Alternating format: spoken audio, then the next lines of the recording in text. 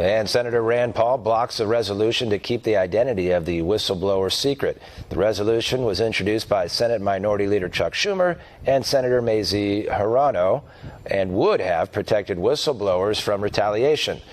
Paul accuses Democrats of selective outrage, adding they are determined on removing the president from office.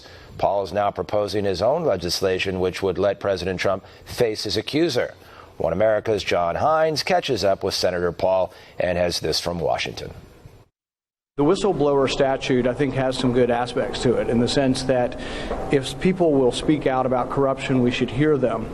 But if you're going to speak out about something that involves a criminal trial, you have to, the Sixth Amendment supersedes all statutes. You have to appear in court and you have to actually testify.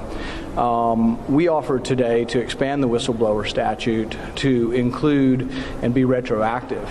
Probably the greatest whistleblower of all time was Edward Snowden.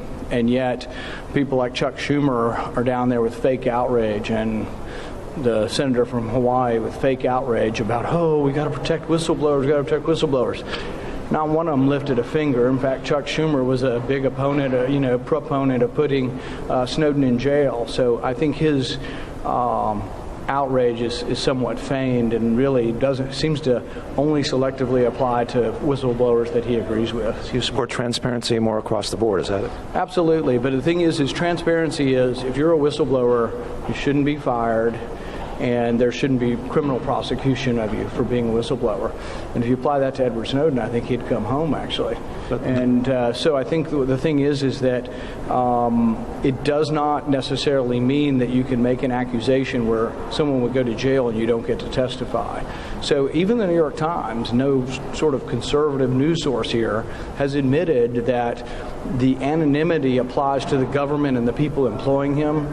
It doesn't apply to anybody else, myself included or anybody else.